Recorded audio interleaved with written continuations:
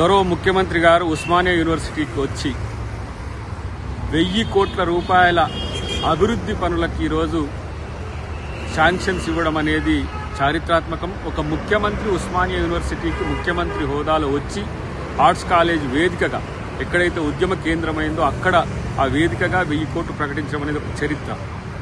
అది చూసి తట్టుకోలేక జీర్ణించుకోలేక కొన్ని పార్టీల వ్యక్తులు ఈరోజు చేస్తున్న ఏదైతే ప్రచారము లేదంటే గందరగోళం చూస్తుంటే నవ్వొస్తుంది.